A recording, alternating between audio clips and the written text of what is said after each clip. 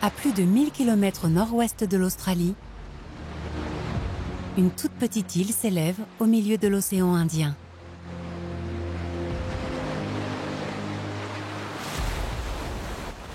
Un minuscule refuge pour des plantes et des créatures qu'on ne trouve nulle part ailleurs.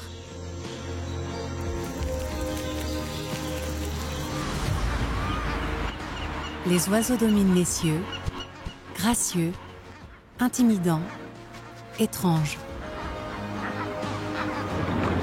Des géants affamés parcourent les eaux. La terre ferme est le théâtre d'une incroyable migration de masse.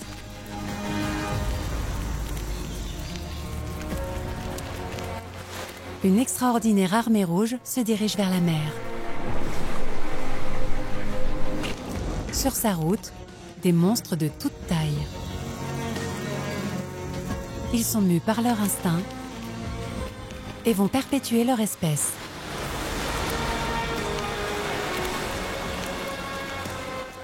Voici le fabuleux destin de l'île Christmas.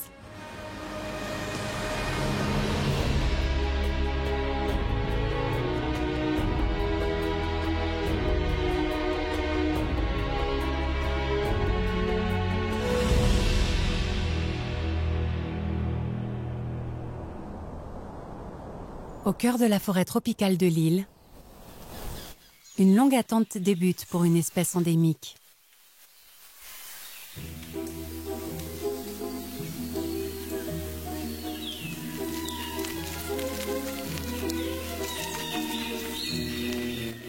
Le crabe rouge.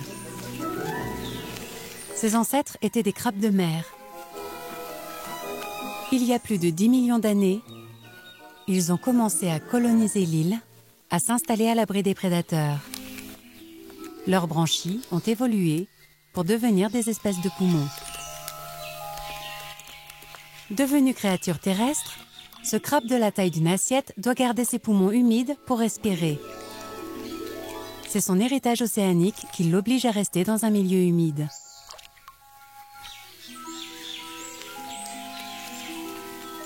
La sécheresse et le soleil sont ses pires ennemis. Il reste à proximité des cours d'eau et de son terrier humide. Dans ce paradis tropical, le crabe rouge a prospéré. Ils sont des dizaines de millions. Le sol de la forêt est criblé de petits trous.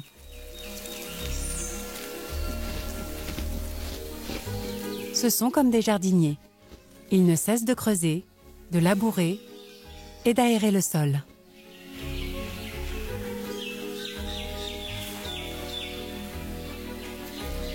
Ces créatures sont vitales. Elles se nourrissent de l'humus du sol de la forêt.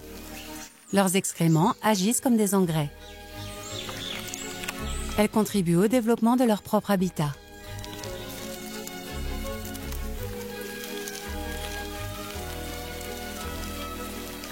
Mais le crabe rouge fait face à un dilemme important. Il souhaite se reproduire. Mais les bébés ne peuvent se développer que dans l'océan, distant de 5 km. Un long périple pour une créature habituée à parcourir quelques mètres par jour. Et l'humidité de la forêt reste très variable. Les crabes doivent traverser des portions sèches.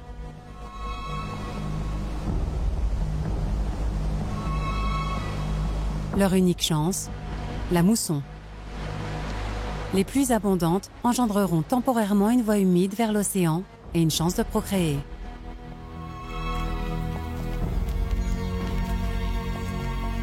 La mousson ne débute que dans quelques semaines.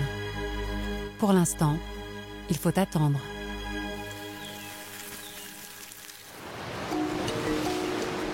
L'île Christmas, près de 135 km², est la pointe d'un énorme volcan qui a émergé des fonds marins il y a 60 millions d'années. Une formation façonnée par le temps et les coraux.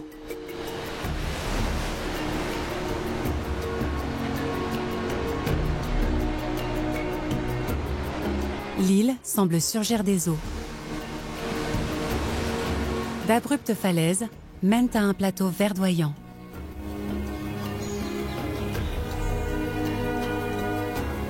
Née au milieu de l'océan, l'île n'abrite que des migrants portés par les airs, le vent ou bien l'eau durant plusieurs millénaires.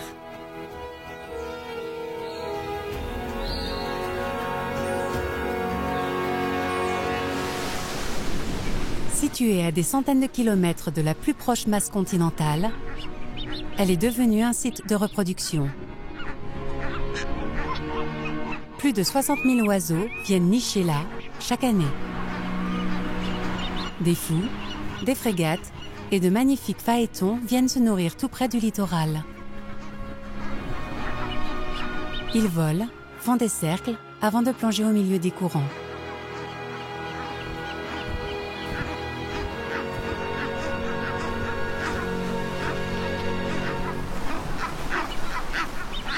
Trois espèces différentes de fous nichent sur l'île,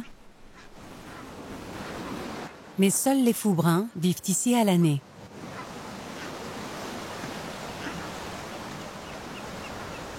Ces oiseaux puissants et gracieux se servent de leurs pattes palmées pour nager ou couver leurs œufs. Mais elles ne sont adaptées ni pour décoller, ni pour atterrir. C'est pour cette raison qu'ils nichent sur les falaises. De là, ils peuvent attraper les courants ascendants.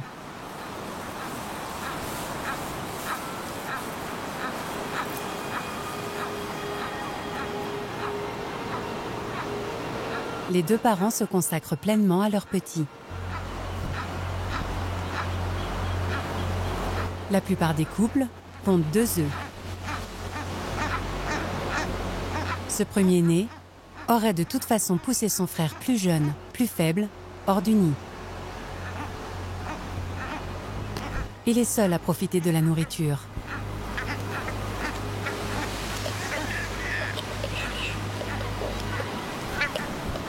Sa mère revient le jabot rempli de poissons, de calamars qu'elle régurgite directement dans le bec de l'oisillon affamé. Âgé de près de 3 mois, il fait quasiment la même taille que sa mère. Dans un mois, il sera prêt à voler de ses propres ailes. Mais il faudra compter 5 mois de plus avant que l'oisillon ne cesse de quémander à manger et quitte le nid pour de bon. Le rôle des parents est rendu plus facile grâce aux eaux abondantes de l'île.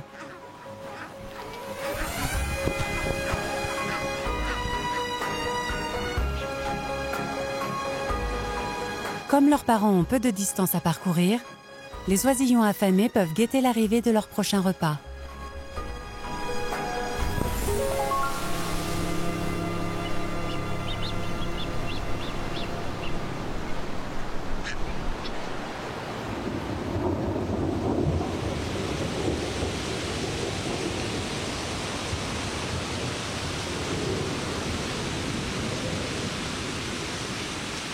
Avec les premières pluies, l'agitation dans la forêt s'intensifie.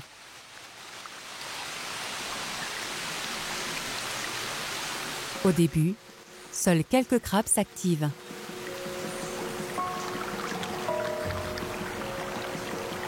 Mais très vite, ils sont des millions. Tous marchent avec détermination vers la lisière de la forêt. Les mâles partent les premiers. Ces départs simultanés créent d'immenses bouchons. Les crabes se joignent à la marche vers l'âge de 4 ou 5 ans. Ils répéteront la chose chaque année durant leurs 20 ou 30 années d'existence. Mais le voyage est long et semé d'embûches. Un géant blindé reste à l'affût. Le plus grand des crabes terrestres au monde. Le crabe voleur. Il semble tout droit sorti d'un film de science-fiction ou d'un horrible cauchemar. Son abdomen peut à lui seul mesurer plus d'1 mètre de large. Il peut lui falloir 50 ou 60 ans pour atteindre sa taille maximum. Il est surnommé crabe voleur parce qu'il a tendance à dérober des objets brillants qu'il ramène dans son repère. Cette paire d'antennes constamment en mouvement sont des organes olfactifs extrêmement sensibles, 100 fois plus sensibles que ceux d'un chien.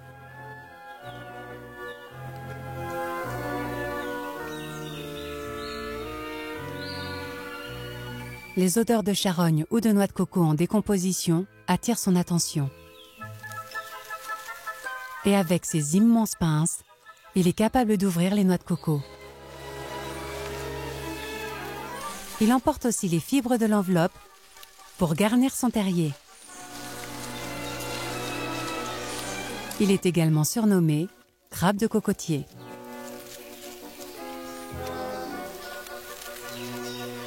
C'est sur l'île Christmas que l'on trouve le plus grand nombre de ces monstres.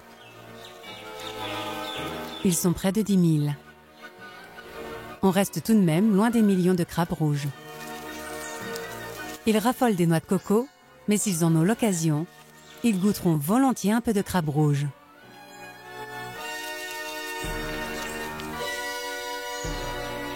Habituellement, le crabe rouge est trop agile pour se laisser attraper. Mais au cœur de l'immense mêlée, il est plus simple de les ramasser.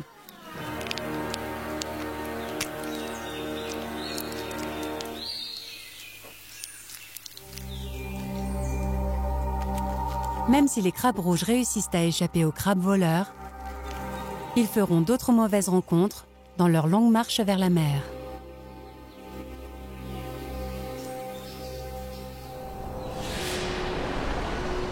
L'île Christmas est peuplée de crabes. Elle abrite 14 espèces différentes de crabes terrestres, un record planétaire.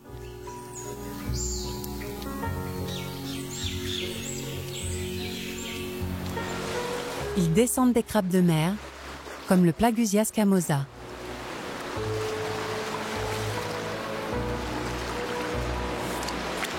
Ils se sont adaptés au fil des millénaires pour tirer parti du moindre recoin de l'île.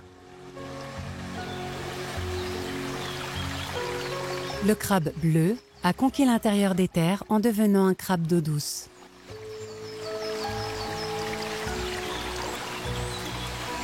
Il hante les cours d'eau, tel un magnifique fantôme aux reflets bleutés.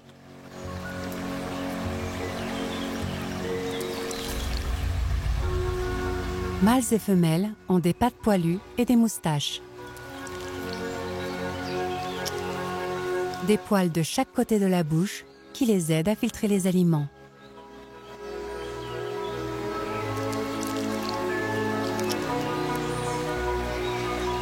Considéré comme une sous-espèce d'un crabe du bassin Indo-Pacifique, il s'agit en réalité d'une espèce à part, présente uniquement sur l'île Christmas. Le crabe bleu, mais très apprécié, a failli disparaître. C'est aujourd'hui une espèce protégée.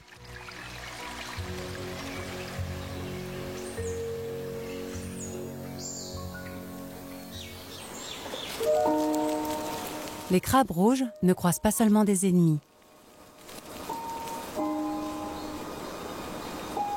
Perché au sommet des arbres, un autre des habitants permanents de l'île, l'autour australien.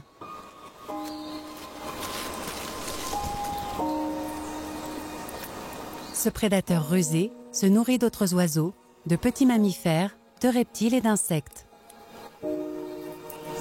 C'est un redoutable chasseur. Cet oiseau n'est présent que sur l'île Christmas. On y compte une 50aine de couples.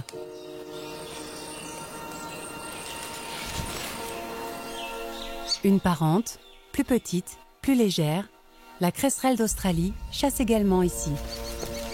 L'autour est assez agile pour chasser dans la forêt. La cresserelle, elle, capable de planer, chasse dans les espaces découverts. Elle peut planer sans quasiment bouger afin de guetter le moindre mouvement de sa proie favorite, la sauterelle géante. Une fois l'insecte repéré, la cresserelle descend sur lui sans faire le moindre bruit.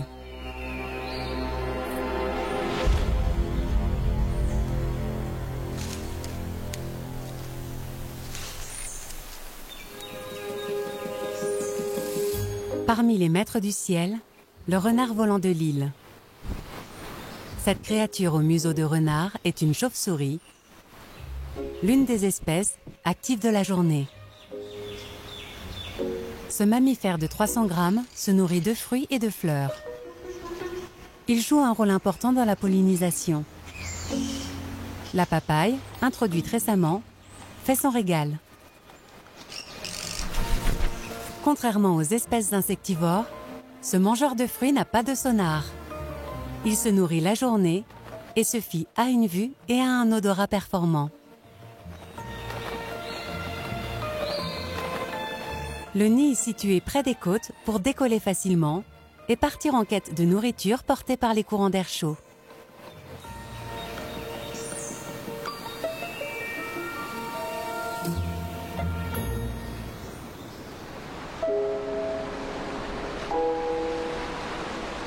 L'île Christmas abrite nombre d'espèces qu'on ne trouve nulle part ailleurs.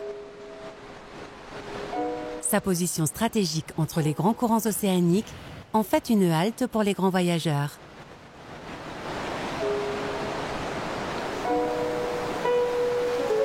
Le courant équatorial sud, puissant, charrie énormément de plancton et de poissons. L'un des poissons les plus menacés, le thon rouge du sud, vient se reproduire près de l'île, en marge de ce grand courant, qui emportera ensuite les petits vers des eaux tempérées.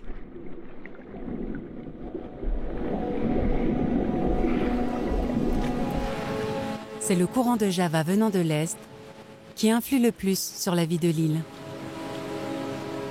Il apporte les pluies qui déclenchent la migration des crabes. Il joue peut-être aussi un rôle dans une autre migration en cours. Une migration bien différente de celle du crabe, mais dont les destinées sont liées.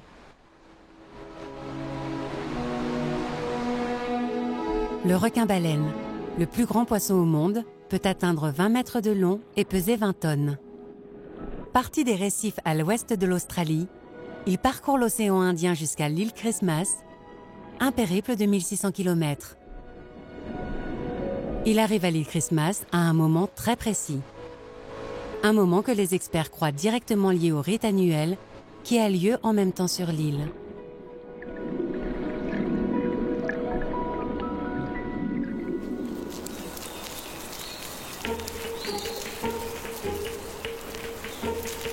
La mousson a déclenché l'une des plus grandes migrations au monde.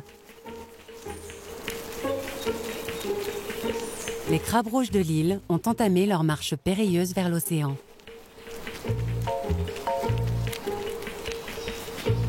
Si les pluies cessent, ils risquent d'être déshydratés.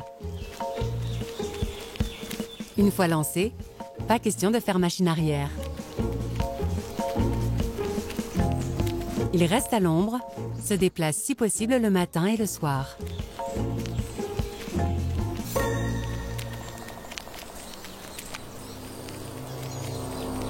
Les voilà qui approchent la partie la plus périlleuse de leur périple, un véritable champ de la mort que ces crabes traversent chaque année depuis des siècles et des siècles.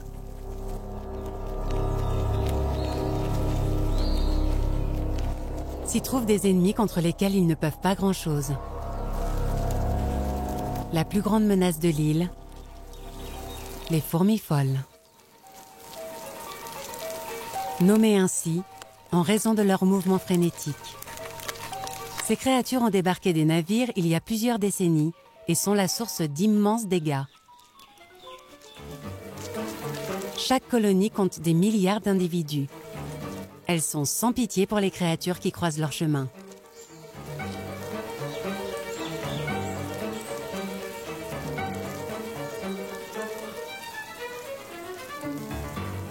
Quand un crabe rouge pénètre sur leur territoire, elles le submergent, l'arrosent d'acide formique, produit très corrosif. Chaque fourmi n'en possède qu'une petite quantité, mais elles travaillent de concert et trouvent les failles dans l'armure du crabe.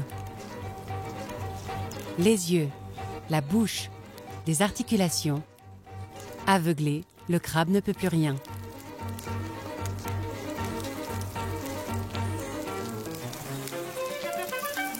Le crabe réagit en recrachant une sorte de mousse. Cela n'a pour effet que d'épuiser de précieuses réserves en eau. Sa mort est longue et douloureuse. Les fourmis, impitoyables, n'attendront même pas qu'il meure pour commencer à manger.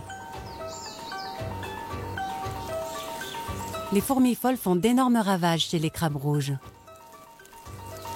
On estime que leur nombre a chuté de 50 à 25 millions en seulement quelques décennies. L'homme, en intervenant, n'a réussi qu'à réduire le nombre des fourmis et à ralentir le déclin des crabes rouges. Les fourmis folles ne les arrêtent pas tous. Des millions parviennent à traverser, mus par leur instinct, par ce rendez-vous avec le destin. Certaines créatures ne vivent pas de tels problèmes avec les fourmis. La Nephilapilipes tisse une immense toile qui scintille à la lumière du soleil. La soie de cette araignée est solide, souple et collante. En produisant sa soie, l'araignée la recouvre d'une sorte de colle pour s'assurer de coincer ses proies.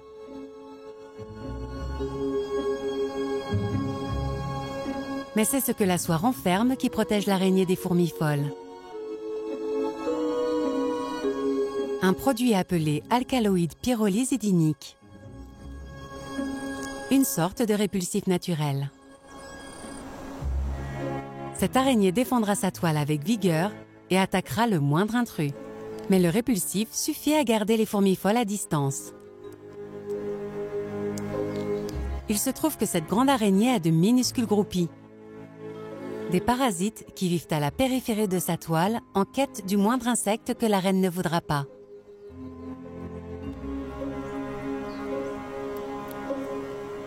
Ces petits voleurs, appelés argyrodes, vivent très souvent à proximité de la Nephilapilipes. Heureusement pour eux, celle-ci a une autre idée de repas.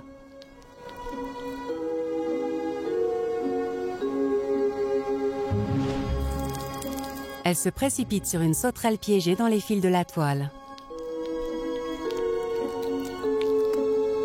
Elle lui injecte du venin, l'enveloppe avec soin pour la préserver et la manger comme bon lui semblera.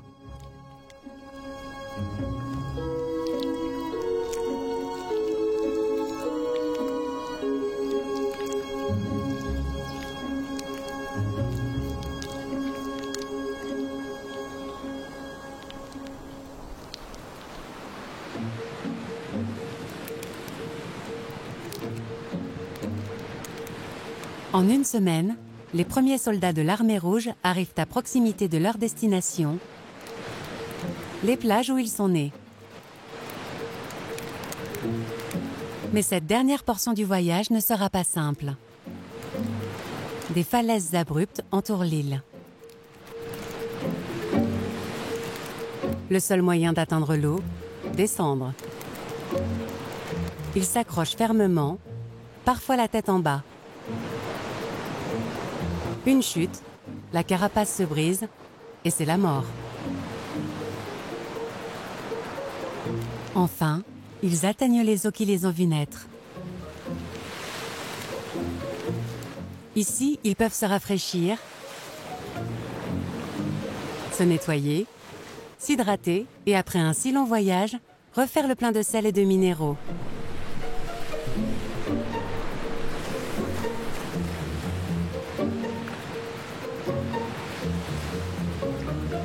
Ils en ont besoin après ce marathon et la prochaine odyssée qui les attend.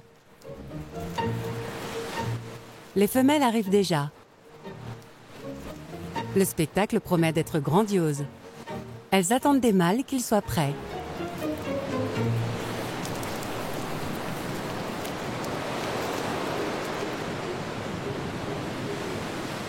Le lointain cousin du crabe rouge, le bernard l'ermite, vit sur la plage toute l'année.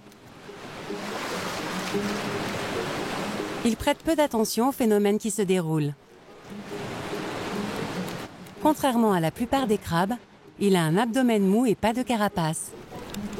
Pour protéger son corps vulnérable, il s'installe dans des coquilles abandonnées souvent celle des bigorneaux.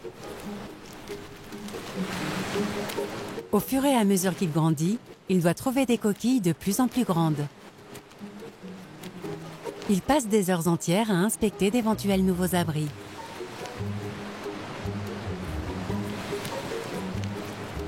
Il les essaie même parfois. Les belles coquilles sont rares. Il est fréquent de voir des bernards l'ermite se disputer pour une magnifique coquille.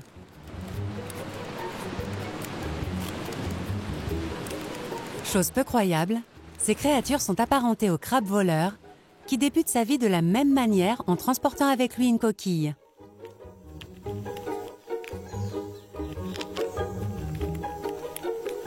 Ce n'est que lorsqu'il est âgé d'1 an qu'il abandonne ce style de vie, qu'il se débarrasse de sa coquille et recouvre son corps de couches de calcium. Ce n'est qu'alors qu'il commence à grandir.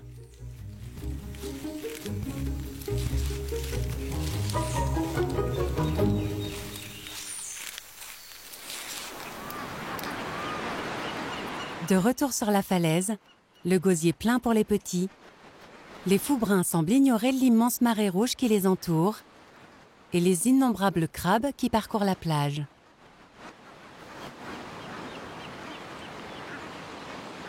Si les crabes et les fous se déplacent assez laborieusement, un oiseau endémique de l'île est réputé pour son élégance. Le phaéton doré. C'est une variation à la queue dorée du phaéton à queue blanche, plus répandue.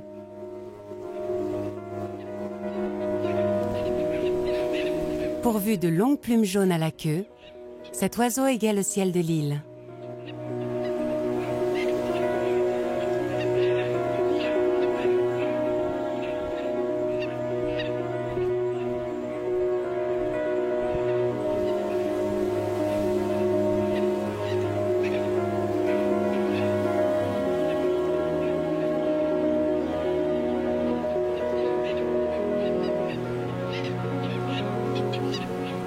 Il préfère nicher dans les terres au milieu des arbres, loin de l'agitation qui règne sur les falaises.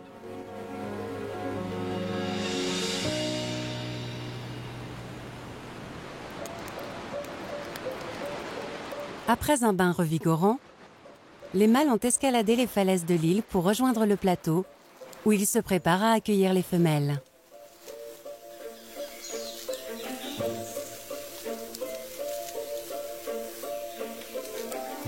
Ils dégagent la terre à l'aide de leurs pinces et creusent des terriers qui leur serviront à attirer les femelles. Ils sont peu profonds, longs de 30 cm, mais ils jouent un rôle crucial.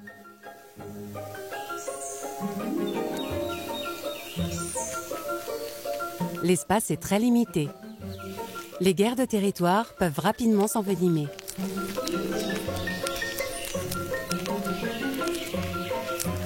Certains préfèrent voler que construire.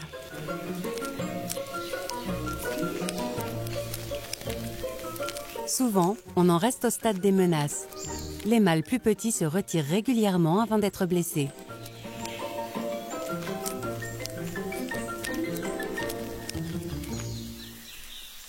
Mais c'est une entreprise sérieuse.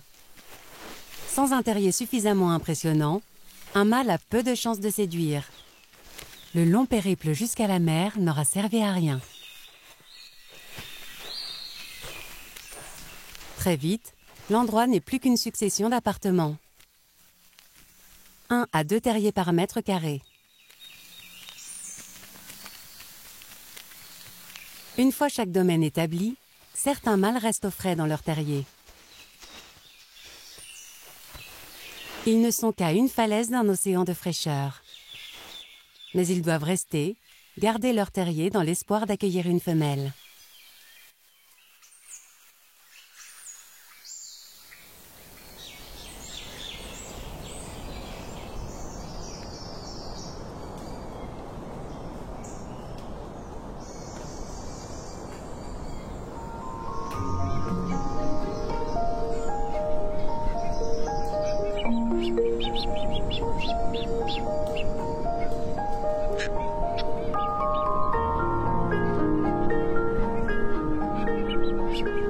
Au-dessus des crabes, perchés au sommet des arbres, une autre espèce de fou.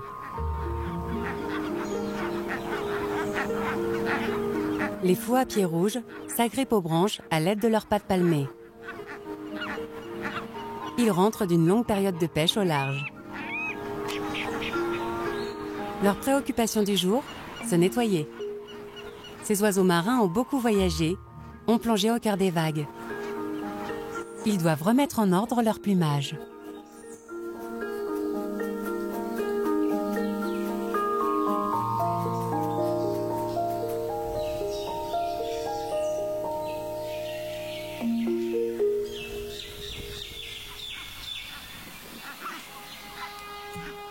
Un visiteur importun s'installe bien trop près. Une frégate d'Andrews.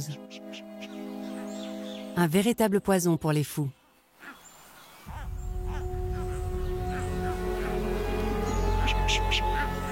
Lorsque les fous partent se nourrir, ils sont souvent suivis par les frégates. Décrites comme des voleuses, elles sont parfois qualifiées de pirates.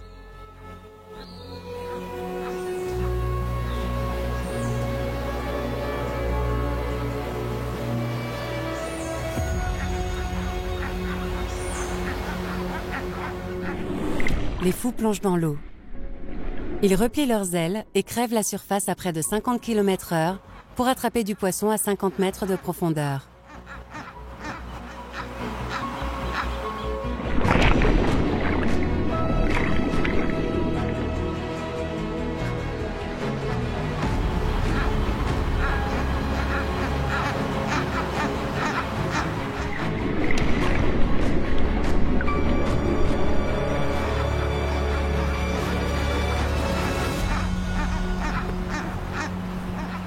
Plonger est extrêmement physique.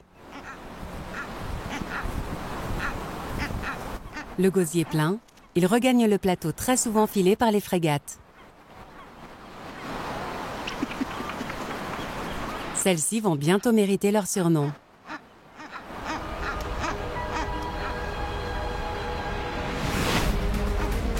Pourquoi s'évertuer à plonger, à pêcher, quand quelqu'un d'autre s'en charge ?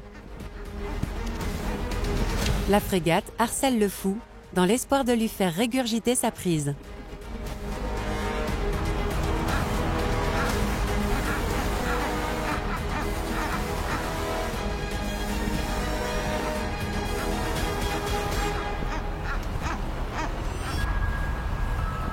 Mais ce fou ne se laisse pas intimider. Il rejoint le plateau, le gosier encore plein.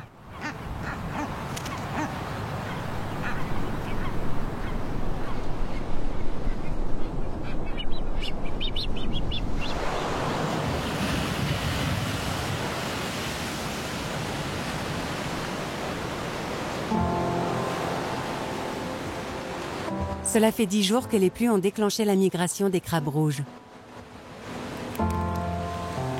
L'arrière-garde de l'armée rouge descend la falaise en direction de la plage. C'est au tour des femelles de prendre un bain rafraîchissant et de se nourrir.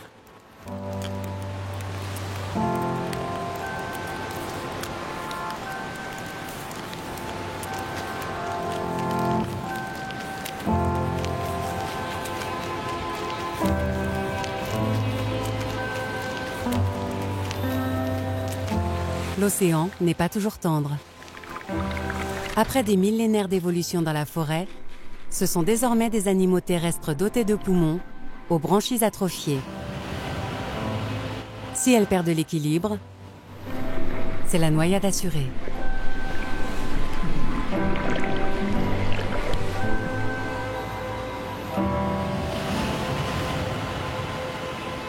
Elles sont aussi les cibles des gros poissons, telle cette carangue qui rôde.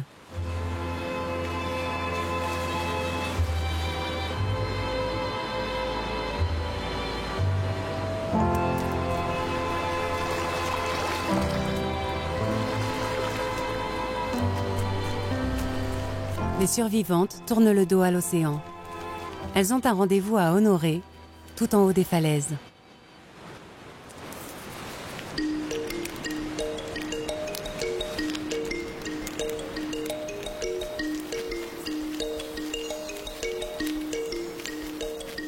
Dans le village de Terrier au-dessus de la mer, les acquéreurs se bousculent.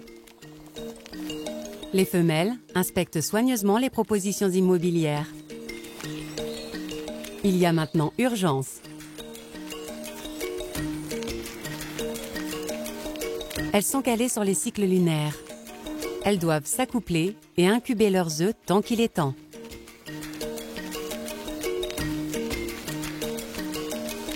Une femelle trouve un mâle avec un bon terrier et entame la relation.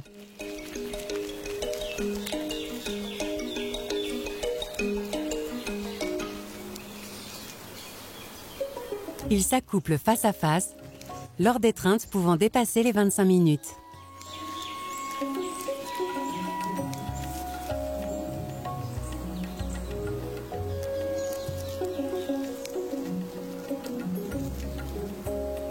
Ensuite, il est temps d'emménager. Elle produira jusqu'à une centaine de milliers d'œufs dans les 3 jours qui suivent. Elle les garde dans une poche sous son abdomen. La période d'incubation dure une douzaine de jours.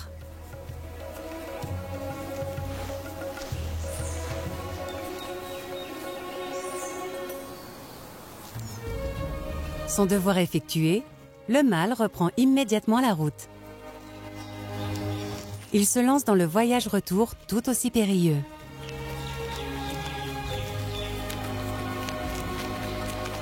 Une fois encore, l'armée rouge devra affronter les impitoyables fourmis folles et les crabes voleurs affamés. Exactement les mêmes dangers.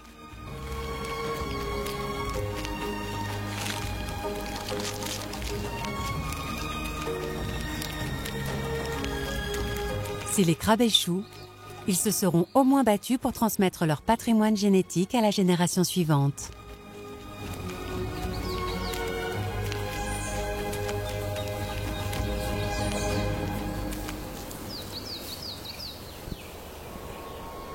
Beaucoup de créatures profitent à la fois de ce qu'offrent la mer et la terre.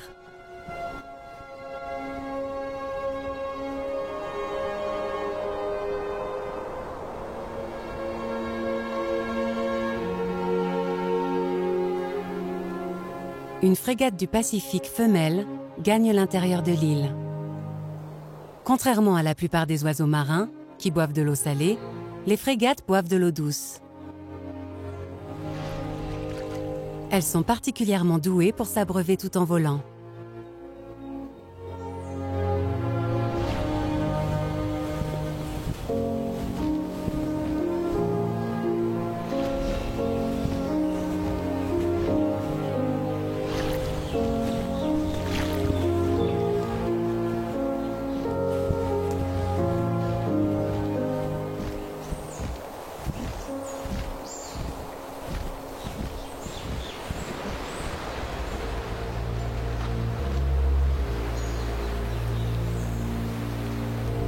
Sur la côte, la lune décroissante agit comme un signal.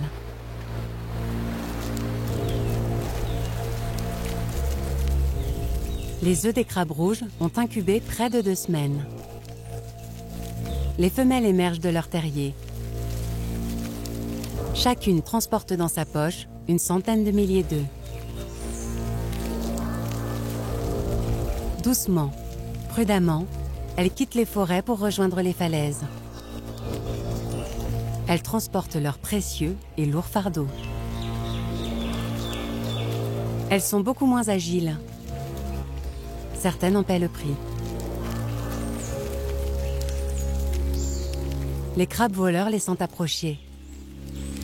Les œufs sont un vrai bonus. Ces prédateurs se montrent impitoyables.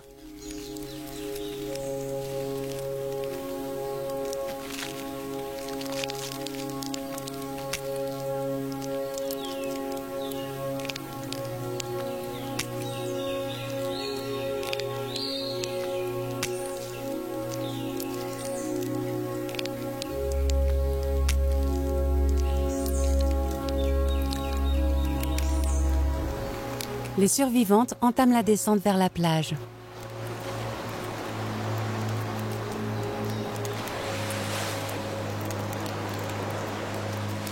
Quand elles atteignent le rivage, elles se réhydratent à nouveau.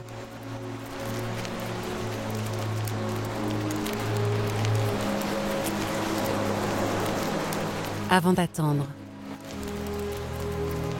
Les plages, tout autour de l'île, s'habillent de rouge. L'instinct de reproduction est fort. Tout est bien réglé. Ce soir, c'est marée de morte haut. L'effet de la lune est faible. La différence entre marée haute et marée basse est réduite.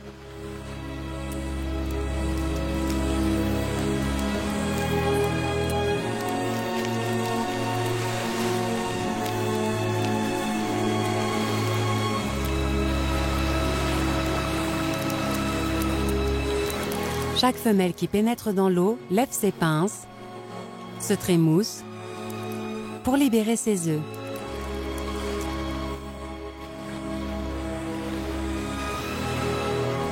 Une danse dont dépend le futur de toute une espèce.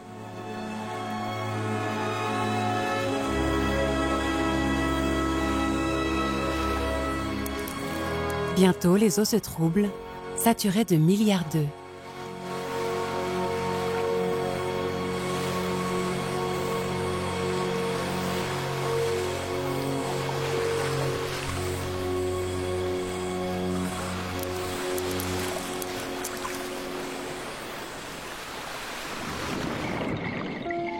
Les œufs éclosent immédiatement au contact de l'eau de mer. Les larves sont embarquées vers le large. En un mois, elles subiront différentes transformations. Les bébés crabes rejoindront ensuite la terre. Enfin, s'ils survivent. À l'aube, la plage est couverte de femelles qui, leurs poches vides, reprennent leur longue marche.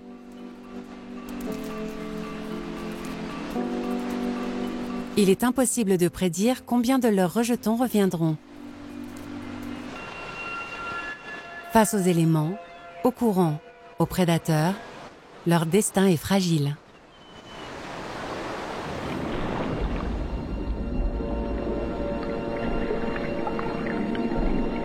Les requins-baleines arrivent juste au moment du frais, quand les eaux grouillent de milliards de larves de crabes. D'autres géants sont aussi dans la confidence.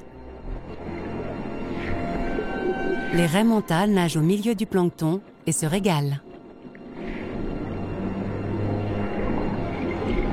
À chaque immense bouchée, il semble que l'incroyable migration des crabes rouges a été vaine. Tout est histoire de quantité.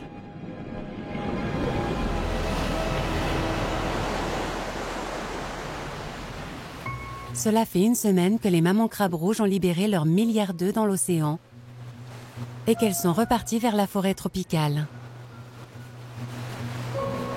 Le temps qu'elles rejoignent les rivages de l'île Christmas, les larves sont devenues ce qu'on appelle des mégalopes. Certaines années, seulement une poignée sort de l'eau. D'autres années, c'est un vrai boom. Il s'agit d'une année miraculeuse pour l'armée de crabes rouges. Des millions de bébés crabes envahissent la plage. Le littoral s'habille d'une teinte vive.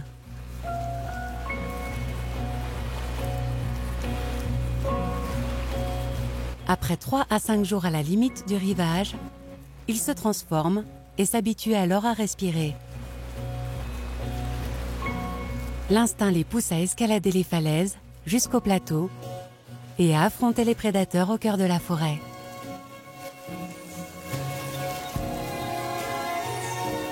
Il est impossible de prédire combien périront sur le trajet. Les survivants passeront 3 ou 4 années à l'abri de la forêt. Ils grandiront avant de répondre à l'appel de l'océan.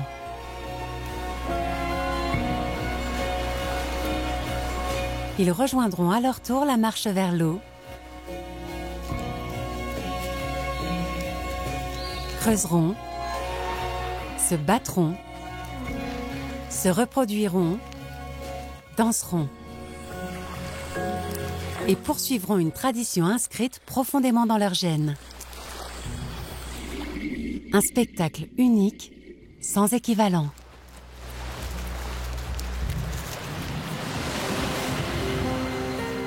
La vie est incroyablement agitée ici sur les Christmas.